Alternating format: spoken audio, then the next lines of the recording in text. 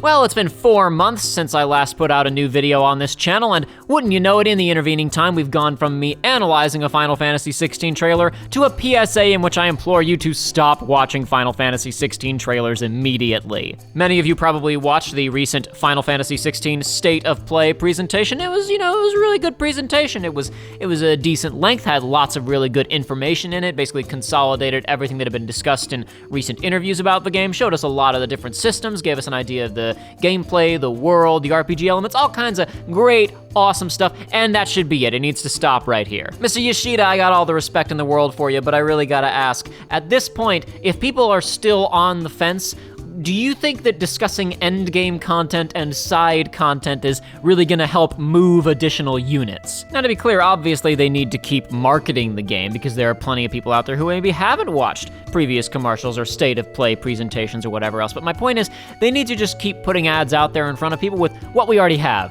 We don't need any more. I really don't know what more can be shown at this point to sell somebody who has already seen everything and is on the fence, other than, reviews and word of mouth and maybe getting their hands on the game themselves, etc., etc. But what I do know is that we are already entering into that most beloved phase of Square Enix video game marketing, where they just start spoiling stuff. Now, I'm not one to get all that bent out of shape over spoilers. In fact, I think there are some people, like the folks who are scared about spoilers for the Mario movie, who maybe take these things a little bit too seriously.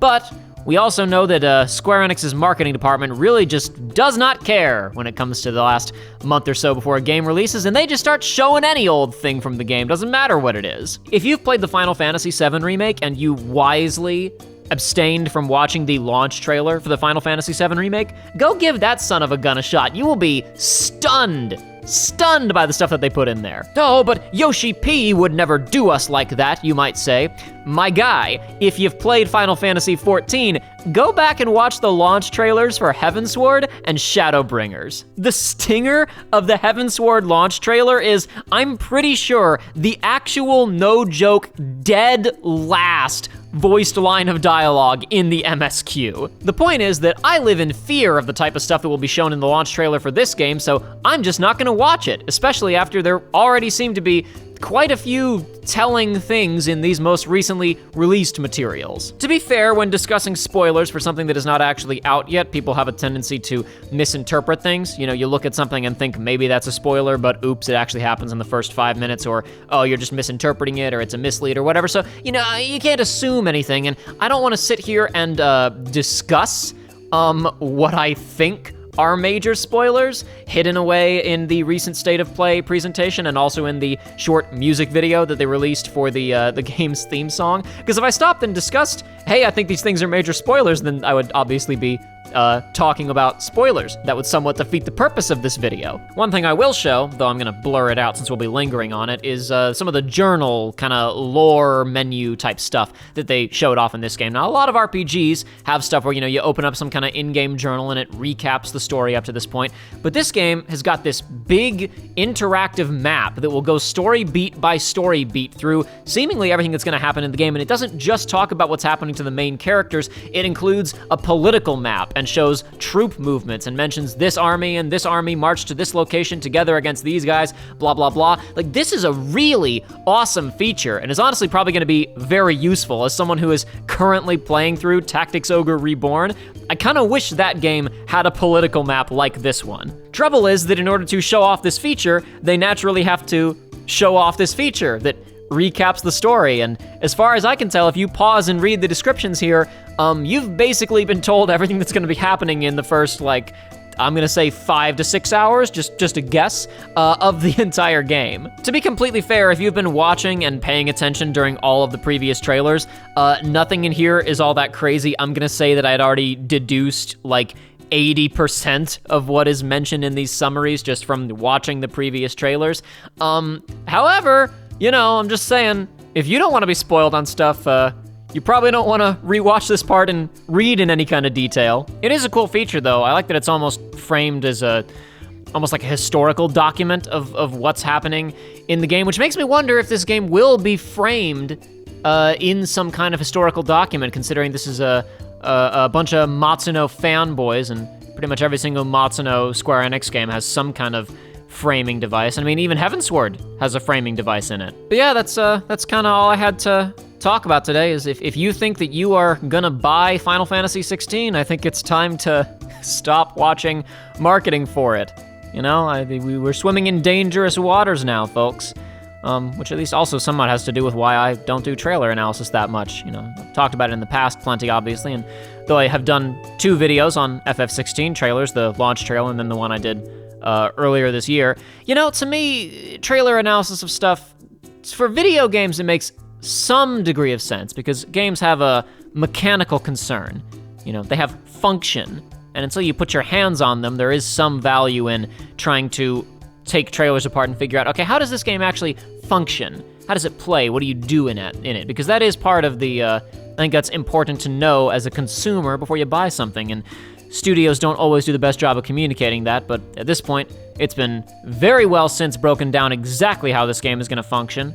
A lot of people have had their hands on it. Supposedly we're gonna get a demo before the game comes out, and so all there is to do at this point is try and ruin the story for people, and I just have no interest in that. So, I don't see any reason that I'm gonna talk about Final Fantasy 16 again before it comes out, and if I were you, I'd steer clear of the marketing too. So, yeah, I guess, I don't know, do I have any final thoughts to get off my chest about this game before the release, as if they matter? I don't know, obviously the combat looks good, the voice acting seems pretty good, I'm hopeful that the story's gonna be good. Overall, I like the art direction. I like that this game, it seems like almost the entire world is withering, and that's part of the plot. But I will say that there are spots here where the extremely drab color palette and generally flat, soft lighting does seem to be negatively impacting the readability of combat. I mean, we've got what seems like a fairly well thought out combat system here.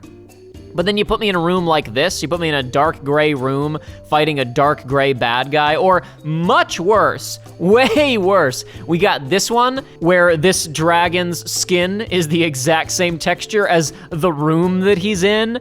Oh boy, this won't be headache-inducing at all to play. Also, I can't help but notice that while the voice acting is pretty decent, at least it seems that way, the voice actors are really carrying these dramatic moments and performances, because the facial animation in particular just does not seem to be keeping up with them. I mean, the physical acting is okay in spots, but the facial animation really seems like people have had one too many Botox injections. Like, I mean, look at these scenes and note how the voice actors are doing all of the heavy lifting here. It is. Clive! Benedicta will be on her way to collect the Dominant, if she hasn't already. You can't afford to let them leave. Remember, she has wings, you don't. What about you? Before or after I catch my breath? Sorry. But obviously, I still have high hopes for this game. I'll be there day one, and I think that's all I have to say. Hopefully I will get something more interesting than this out soon, because that's another reason I don't do trailer analysis videos nearly as often as I used to, because they have no shelf life, and this video's got even less. It's gonna stop mattering in like 2 months, but hey, I'll make something more interesting soon. In the meantime, though it shouldn't be a long meantime, I do intend to have some other videos out very soon. But in that short meantime, if you want to swing by our second channel, our Let's Play channel, Research Runs, we just started up our playthrough of Uncharted 4, A Thief's End, gonna conclude the main Uncharted series that we've been doing for a while there, and though it will be another several weeks probably before Episode 1 releases, very soon, our Final Fantasy VII Remake playthrough is gonna start up, so look forward to that. Go check out our second channel if you haven't watched any of that stuff. But yeah, be it over there or here on this channel with a new video, see you again soon.